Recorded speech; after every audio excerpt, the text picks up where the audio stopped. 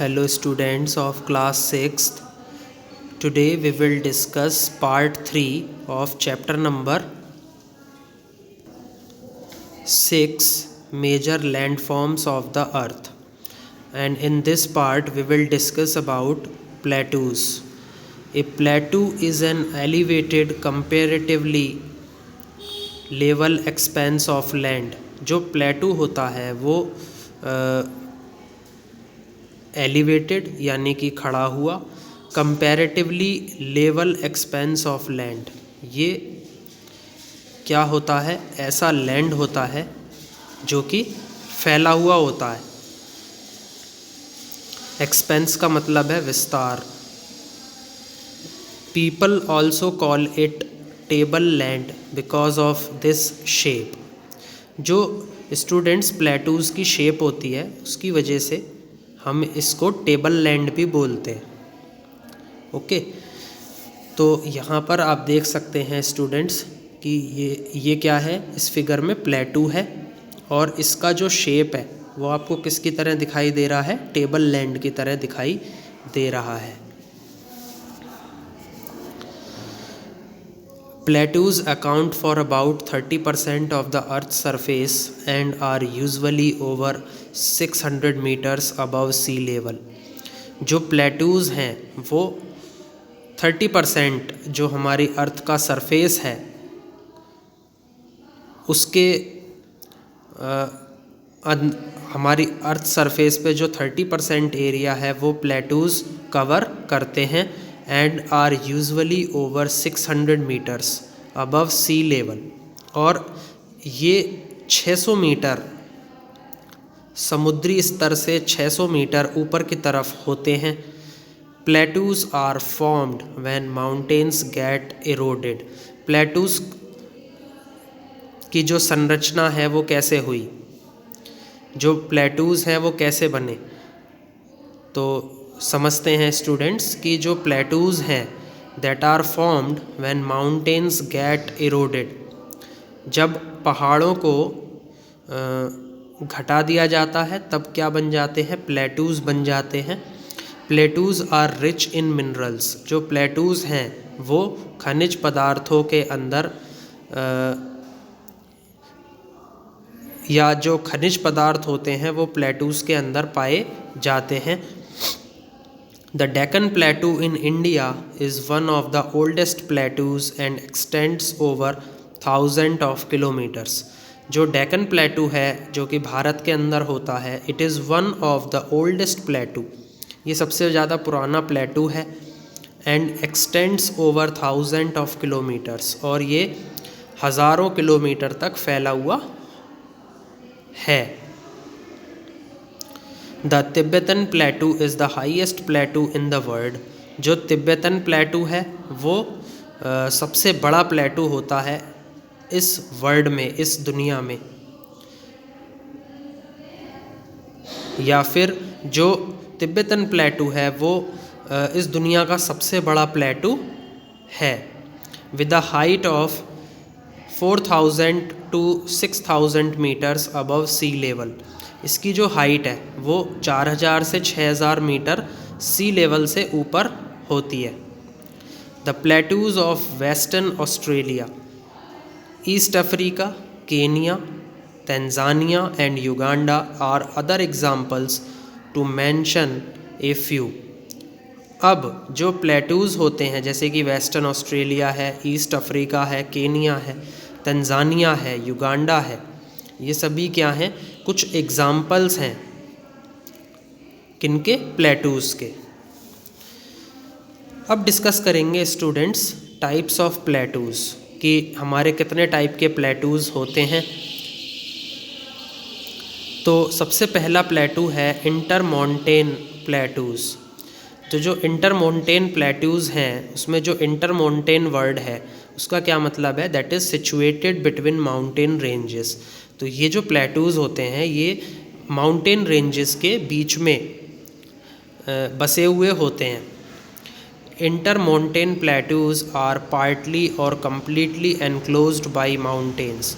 जो इंटरमॉन्टेन प्लेटूज़ होते हैं या तो वो पूरी तरीके से या फिर कुछ ही पार्ट उसका जो होता है वो माउंटेन्स से बंद होता है। The plateaus of Tibet is the highest inter mountain प्लेटू in the world. अब जो तिब्बत के अंदर जो प्लेटू पाया जाता है वो सबसे बड़ा इंटर माउंटेन प्लेटू है इस दुनिया का। Other examples are the Mexican plateau. जो इसके अन्य उदाहरण हैं वो क्या है? मैक्सिकन प्लेटू है, कोलंबिया प्लेटू है जो कि नॉर्थ अमेरिका में पाया जाता है, and the प्लेटू of Bolivia in the Andes. और बोलीविया में जो प्लेटू पाया जाता है एंडीज़ में, वो क्या है? इंटर माउंटेन प्लेटू का सबसे अच्छा एग्जाम्पल है। अब आगे आते हैं हमारे continental plateaus. Continental plateaus are extensive plateaus. ये जो प्लेटूज़ होते हैं ये बहुत बड़े प्लेटूज़ होते हैं। That rise abruptly from the coastal areas. और ये एकाएक तटीय क्षेत्रों से जुड़े हुए होते हैं। The plateau regions of South Africa and the Indian peninsula are example of this kind. और जो साउथ अफ्रीका का जो प्लेटू रीजन है और जो इंडियन पेनिनसुला का जो प्लेटू रीजन है, ये सभी क्या हैं? इस कॉन्टिनेंटल प्लेटू के एग्जाम्पल्स हैं। पेनिनसुला क्या होता है? प्रायद्वीप हम इसको बोलते हैं। ओके। और जो पेनिनसुला होता है वो 3 साइड्स से वाटर से सराउंडेड होता है। अगला है लावा प्लेटूज़। लावा प्लेटूज़ क्या होते हैं? लावा प्लेटूज़ आर फॉर्म्ड बाय लावा। जो लावा प्लेटू होते हैं वो लावा से बनते हैं। That comes out from the fissures and get deposited over extensive areas for millions of years. और ये जो दरारें होती हैं इन प्लेटूज़ के अंदर, उसके अंदर से जो लावा है ये निकलता है and get deposited over extensive areas for millions of years. और ये एक जगह इकट्ठा हो जाता है फॉर मिलियंस ऑफ ईयर्स, और इसको खरबों अरबों खरबों साल लग जाते हैं इकट्ठा होते होते। The Deccan plateau of India and the Columbia plateau in USA are example of this type. जो डेक्कन प्लेटू होता है वो इंडिया के अंदर है और जो कोलंबिया प्लेटू है वो USA में होता है।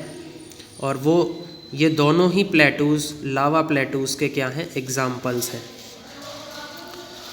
अब आ जाते हैं हम इम्पोर्टेंस ऑफ प्लेटूज़ पर। तो आगे बढ़ने से पहले एक बार और मैं स्टूडेंट्स आपको पेनिनसुला के बारे में बताना चाहूँगा। पेनिनसुला को आप लिख सकते हैं area of land surrounded by water on 3 sides. जो लैंड का जो एरिया होता है वो पानी से घिरा हुआ होता है ऑन 3 साइड्स, मतलब 3 साइड से वो जो पानी है उसके चारों तरफ रहता है। तो उसको हम क्या, उस एरिया को हम क्या बोल देते हैं? पेनिनसुला बोल देते हैं। Importance of plateaus. The plateau regions are very rich in minerals. जो प्लेटू रीजन्स होते हैं वो सभी उन सभी के अंदर जो खनिज पदार्थ होते हैं वो पाए जाते हैं। The African plateau areas are famous for gold and diamond mines. जो अफ्रीका के अंदर प्लेटूज़ पाए जाते हैं वो गोल्ड और डायमंड माइंस के लिए प्रसिद्ध होते हैं। The Chota Nagpur plateau in India has vast resources of iron, coal and manganese. जो छोटा नागपुर प्लेटू है जो कि इंडिया में पाया जाता है, इसके अंदर बहुत सारे संसाधन पाए जाते हैं जैसे iron, coal, manganese. These all are minerals.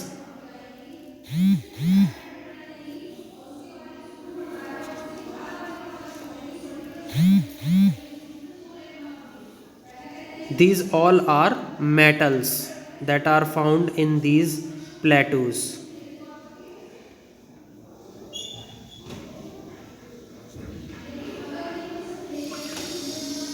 अरे यार, however, students, these plateaus are rich in minerals.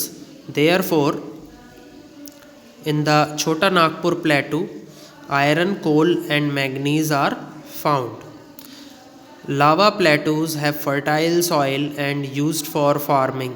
जो लावा प्लेटूज़ होते हैं, इनकी जो सॉइल होती है वो कैसी होती है, उपजाऊ होती है, and it is used for farming, और ये खेती के लिए उपयोग में आती है। The Deccan प्लेटू has black soil which is good for cotton cultivation. जो डेक्कन प्लेटू है, इसकी जो सॉइल है वो कैसी है, ब्लैक सॉइल है, that is good for cotton cultivation. और जो कॉटन की जो खेती है वो डेक्कन प्लेटू में सबसे अच्छी होती है, क्योंकि वहाँ पर ब्लैक सॉइल पाई जाती है। The grasslands covering some plateaus are extensively used for livestock rearing. जो ग्रासलैंड्स होते हैं, जो कि इन कुछ प्लेटूज़ को क्या करते हैं, कवर करते हैं, ढकते हैं, आर एक्सटेंसिवली, ये बड़े पैमाने पर उपयोग में लिए जाते हैं फॉर लाइव स्टॉक रेयरिंग, यानी कि पशुपालन के लिए। In the plateau areas there may be several waterfalls as the river falls from a great height. जो प्लेटू एरियाज़ होते हैं, इनके अंदर कई झरने पाए जाते हैं और कुछ नदियाँ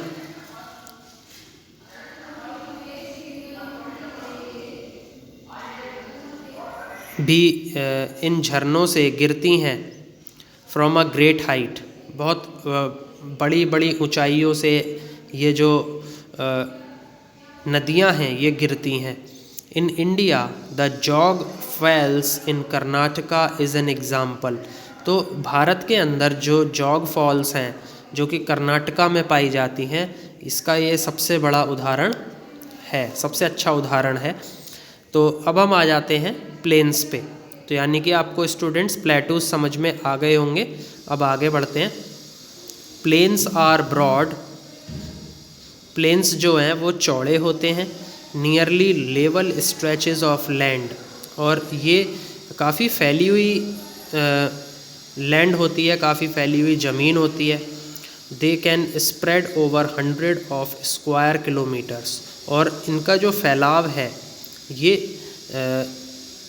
हंड्रेड्स ऑफ स्क्वायर किलोमीटर्स में इनका फैलाव रहता है।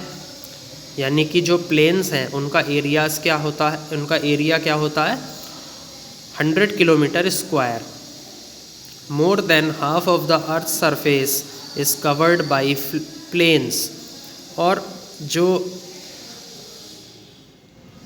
हमारी धरती है उसकी जो सतह है, जो आधी से ज़्यादा सतह है, वो प्लेन्स से ढकी हुई होती है। Most plains have been formed by rivers. कुछ प्लेन्स ऐसे होते हैं जो कि नदियों से बनते हैं, एंड दे आर ट्रिब्यूटरीज, और इसके अंदर इनकी कुछ सहायक नदियाँ भी होती हैं, विच ब्रिंग डाउन फर्टाइल सिल्ट और एल्यूवियम, जो कि पानी के बहाव से लाई हुई मिट्टी या रेत को हम क्या बोल देते हैं, एल्यूवियम बोल देते हैं, या फिर फर्टाइल सिल्ट बोल देते हैं। तो ये नदियों के द्वारा लाई जाती है, और फिर ये बाद में किस में कन्वर्ट हो जाती है, प्लेन्स में कन्वर्ट हो जाती है। तो यहाँ पर एक बार और देख लीजिए स्टूडेंट्स, इसको अच्छे से समझ लीजिए। एल्यूवियम क्या होता है, एल्यूवियम को हम मिट्टी बोल देते हैं, मिट्टी इत्यादि। Soil made of silt, clay and gravel. ऐसी मिट्टी जो सिल्ट से बनती है, क्ले से बनती है, ग्रेवल्स से बनती है, due to the depositions by river. और ये नदियों की वजह से जो इन चीज़ों का जो ये जो चीज़ें इकट्ठी हो जाती हैं, ये नदियों के बहने की वजह से ये एक जगह इकट्ठी हो जाती हैं, तो उसको हम एल्यूवियम बोल देते हैं। Hence plains are good for, जो प्लेन्स हैं वो काफ़ी अच्छे होते हैं एग्रीकल्चर के लिए। तो जो प्लेन्स हैं वो एग्रीकल्चर के लिए काफ़ी अच्छे होते हैं, यानी अगर आपको कोई कृषि संबंधित कार्य करना है तो उस पर उसके लिए आप प्लेन्स पर ही जो वर्क है उसको करेंगे, एग्रीकल्चरल वर्क। तो एग्रीकल्चरल वर्क के लिए ये जो प्लेन्स होते हैं ये काफ़ी अच्छे होते हैं। Examples of large extensive plains are the central plains of the United States and the plains of eastern China. और इनके क्या क्या उदाहरण होते हैं? इनके उदाहरण होते हैं दे आर लार्ज, ये काफ़ी बड़े होते हैं, और जो सेंट्रल प्लेन्स हैं जो कि यूएसए में पाए जाते हैं और ईस्टर्न चाइना में पाए जाते हैं, ये इसके क्या हैं? एग्जाम्पल्स हैं। Some plains that continue to grow in area are the deltas. अब यहाँ पर एक नई टर्मिनोलॉजी आती है स्टूडेंट्स, और वो क्या है? Deltas. Deltas, what are deltas? Deltas क्या होते हैं? डेल्टास को हम बोलते हैं नदी मुख भूमि। तो कुछ प्लेन्स ऐसे होते हैं जो कि क्षेत्रों में उत्पन्न हो जाते हैं और लगातार उन क्षेत्रों में उत्पन्न होते रहते हैं, और वो क्या बना लेते हैं? डेल्टास बना लेते हैं। A delta is a low lying area. अब क्वेश्चन यहाँ पर ये अराइज होता है students, what are deltas? Deltas क्या हैं? तो a delta is a low lying area. जो डेल्टा है वो क्या है? एक निचला क्षेत्र होता है, ऑलमोस्ट ट्राइंगुलर इन शेप। इसका जो आकार है वो कैसा होता है? Triangular. At the mouth of a river formed from deposition of alluvial soil carried by the reverse. और ये नदी का जो मुख होता है वहाँ पर बनते हैं, and they are formed from the deposition of alluvial soil. जब जो एलुवियल सॉइल होती है यानी कि जो जलोढ़ मिट्टी होती है, जब ये इकट्ठी हो जाती है तो ये क्या बना लेती है? डेल्टास बना लेती है, जो कि नदियों के द्वारा ले जाए जाते हैं। Some major deltas are the Nile river delta, Mississippi river delta, Sundarban delta and the Rhone river delta. तो ये सभी क्या हैं? मेजर डेल्टास होते हैं, जो कि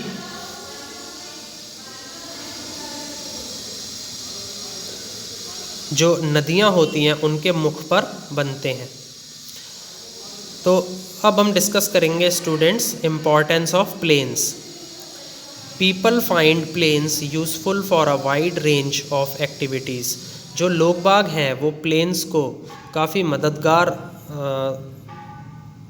पाते हैं, और इस पे बहुत सारे प्रकार की जो कार्यकृतियाँ होती हैं वो होती हैं। तो सबसे पहला है the soil is fertile here. यहाँ पर जो मिट्टी है वो कैसी होती है? उपजाऊ होती है। The gentle slopes and the valley floors have the earth most important farmlands. जो जेंटल स्लोप्स हैं यानी कि जो ढलान हैं, और जो घाटियों के जो फ्लोर्स हैं, जो फर्श हैं, they have the earth most important farmlands. और ये धरती के सबसे ज़्यादा अभिन्न खेती के लिए माने जाते हैं। Some of these valuable farmlands include, और इनमें से कुछ कीमती फार्मलैंड्स जो होती हैं उनमें क्या क्या चीज़ें शामिल होती हैं? North European plains, the Ganga Brahmaputra plain of India and the North China plain. तो ये सभी क्या होते हैं? Most valuable farmlands. Second, plains and valleys are also places for settlements with sprawling towns and cities, facilitating farming and industrial activities. जो plains हैं और जो वैलीज़ हैं ये कैसे जगह होती हैं? ये अगर आपको बसना है तो आप प्लेन्स में बसें या फिर वैलीज़ में जा कर के बसें, क्योंकि ये बसने के लिए ये जो प्लेसेस होते हैं they are suitable. With sprawling towns, इनके अंदर जो कस्बे हैं वो काफ़ी बड़े बड़े कस्बे पाए जाते हैं। यहाँ पर बात चल रही है प्लेन्स की, तो स्प्राउलिंग को हम विशाल बोल देते हैं। And cities facilitating farming and industrial activities, और बहुत बड़े बड़े शहर पाए जाते हैं प्लेन्स के अंदर। दोज फैसिलिटेट, और इनमें खेतीबाड़ी की और जो औद्योगिक कार्यकृतियाँ होती हैं उनके लिए सुविधा दी जाती है। तीसरा है कम्युनिकेशन। तो जो कम्युनिकेशन है that is smooth as construction of roads and railways is easy here. जो कम्युनिकेशन है वो काफ़ी स्मूथली रन करता है, काफ़ी अच्छे तरीके से रन करता है यहाँ पर। As construction of roads and railways is easy here, जो सड़कों का जो निर्माण है या फिर रेलवेज़ का जो निर्माण है वो यहाँ पर बहुत आसान तरीके से होता है। This is the reason that plains are thickly populated, और यही एक रीज़न है, यही रीज़न है कि जो प्लेन्स हैं वहाँ पर जो पॉपुलेशन होती है वो ज़्यादा होती है, वहाँ पे ज़्यादा लोग बाग रहना पसंद करते हैं। तो थिकली का मतलब क्या है कि द पॉपुलेशन इज़ मोर।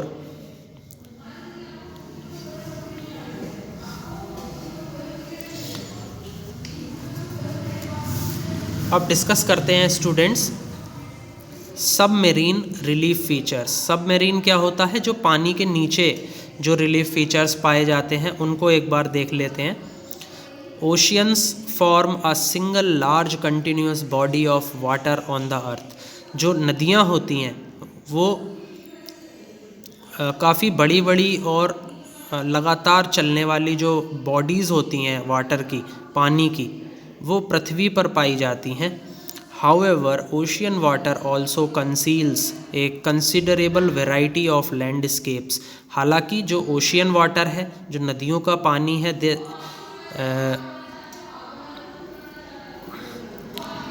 ये कहाँ पर छा जाता है? कंसील का मतलब है छा लेता है।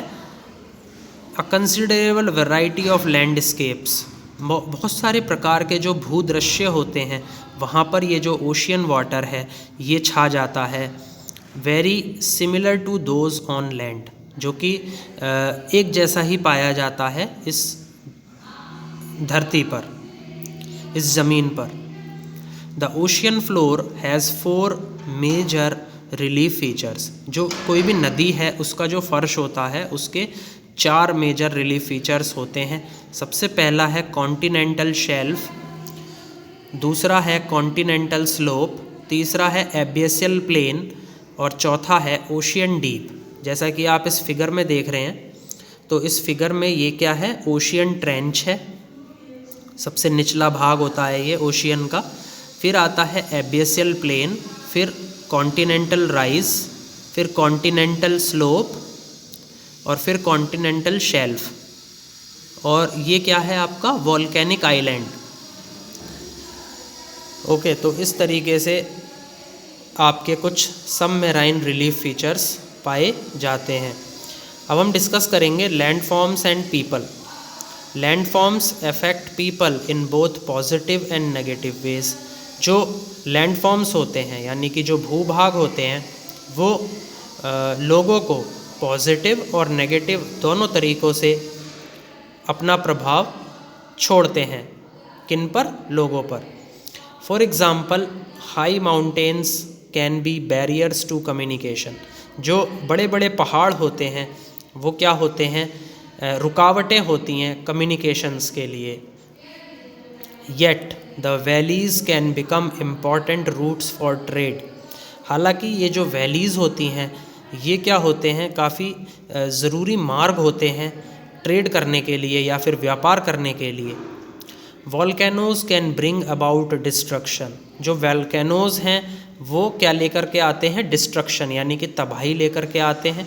Yet they produce fertile soil. हालांकि जो वॉल्केनोज़ होते हैं ये उपजाऊ मिट्टी उत्पन्न करते हैं, या जो उपजाऊ मिट्टी है उसका उत्पादन करते हैं। We too have altered the environment in a big way to serve our purposes.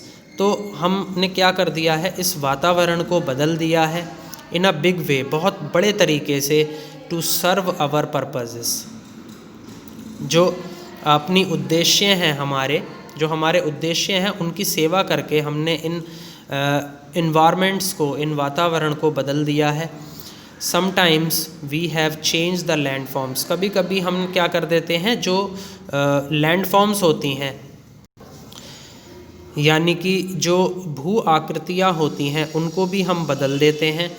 Farmers have ploughed the land, जो किसान होते हैं वो ज़मीन को जोतते हैं, and change it to grow crops, और इसके अंदर जो फसलें हैं उनको उत्पन्न करते हैं। We have built dams on rivers, हम क्या करते हैं, जो नदियाँ होती हैं उन पर हम क्या बना देते हैं, बांध बना देते हैं, टू चेक फ्लड्स, ताकि हम जो बाढ़ होती है उसको चेक कर सकें, उसको देख सकें कि वो आएगी या नहीं आएगी। एंड प्रोड्यूस इलेक्ट्रिसिटी, और उससे हम जो इलेक्ट्रिसिटी है, जो बिजली है, उसका उत्पादन भी करते हैं। But excessive alteration of the land forms may have negative effects on us, लेकिन अगर हम बहुत ज़्यादा मात्रा में ये अल्ट्रेशन, ये बदलाव करते हैं लैंड फॉर्म्स के अंदर, तो ये क्या लेकर के आते हैं, नेगेटिव इफ़ेक्ट्स लेकर के आते हैं अपने ऊपर। We are polluting the air, हम क्या कर रहे हैं, हवा को प्रदूषित कर रहे हैं। एंड वाटर, पानी को भी प्रदूषित कर रहे हैं। By emanating harmful by products, जो नुकसानदायक बाई प्रोडक्ट्स हैं वो निकलते हैं, और इसकी वजह से हम अपना जो हवा है और जो हमारा पानी है, हम उसको क्या कर रहे हैं, प्रदूषित कर रहे हैं। This is disturbing the environment, और इसे हम क्या बोलते हैं कि हम अपने वातावरण के साथ छेड़छाड़ कर रहे हैं। A land that offers us place to make our home, जो ज़मीन है वो हमें क्या देती है, जगह देती है जिस पे हम अपना घर बना सकें। And gives us thousand of types of plants, और वो हमको हज़ारों मात्रा में जो पौधे हैं, अलग अलग प्रकार के जो पौधे हैं, वो हमें इसी ज़मीन से मिलते हैं। टू लिव ऑन, ज़िंदा रहने के लिए। इज़ बीइंग एक्सप्लॉइटेड, और इनका हम क्या कर रहे हैं, इनको हम शोषित कर रहे हैं, इनको हम एक्सप्लॉइट कर रहे हैं। We are extracting all that we can from the land forms, और हम जो ये लैंड फॉर्म्स हैं, जो ये भू आकृतियाँ हैं, इनसे हम क्या कर रहे हैं, जो मिनरल्स हैं, पेट्रोलियम है, नेचुरल गैस है, इन सभी को हम निकाल ले रहे हैं। At the rate we are doing this, all the coal and petroleum from the earth will finish one day, और अगर हम इसी तरीके से जो मिनरल्स हैं, पेट्रोलियम है और जो नेचुरल गैसेस हैं, इनको अगर हम ऐसे ही निकालते रहे तो एक दिन ये हमारी पृथ्वी से ख़त्म हो जाएंगे। The same goes for minerals, और यही सेम चीज़ किसके लिए जाती है, मिनरल्स के लिए जाती है। जो हमारे खनिज पदार्थ होते हैं वो भी एक दिन ऐसे ही ख़त्म हो जाएंगे। We are cutting down trees, हम पेड़ों को काट रहे हैं। एंड क्लियरिंग फॉरेस्ट, और हम जो जंगल होते हैं उनको भी क्या कर रहे हैं, अलग मतलब साफ़ कर रहे हैं। Because we are cutting down trees, and the cutting down of trees is also known as deforestation. तो हम डिफॉरेस्टेशन ज़्यादा कर रहे हैं, तो इससे क्या हो रहा है, और ये हम क्यों कर रहे हैं, what is the reason behind it. Just for the sake of settlements, मतलब कि हम अपने बसने के लिए जो पेड़ हैं जंगल से उनको काट रहे हैं। एंड इंडस्ट्रियल एक्टिविटीज़, और जितनी भी औद्योगिक कार्यकृतियाँ हैं उनको करने के लिए हम पेड़ों को जंगलों से अलग कर रहे हैं। This is having a drastic effect, और इसका बहुत भीषण प्रभाव हमारे वातावरण पर, हमारे इन्वायरमेंट पर पड़ रहा है। It is time we realise the need to be very careful, और ये जो टाइम है ये हमारे लिए ज़रूरी है उसका एहसास करना, टू बी वेरी केयरफुल, कि हम क्या हो जाएं, केयरफुल हो जाएं, हम काफ़ी सावधान हो जाएं कि हम ऐसा ना करें। एंड वाइज ऑल्सो, वाइज का मतलब क्या है स्टूडेंट्स? बुद्धिमान, कि हम बुद्धिमानी के साथ इस इन्वायरमेंट, इस वातावरण के अंदर रहें, उसके साथ छेड़छाड़ ना करें। While using the gift of nature, और जो हमें प्रकृति से जो भी हमें उपहार मिले हैं उनका उपयोग करते समय हमें क्या रहना है? केयरफुल रहना है, और हमें बुद्धिमान भी रहना है। So that we can continue enjoying them, ताकि हम इनको लगातार हम इनको क्या कर सकें? इन्जॉय कर सकें, इनके मज़े ले सकें। तो आई थिंक स्टूडेंट्स आपको ये जो चैप्टर है ये समझ में आ गया होगा। Please like, share and subscribe my video. Thank you.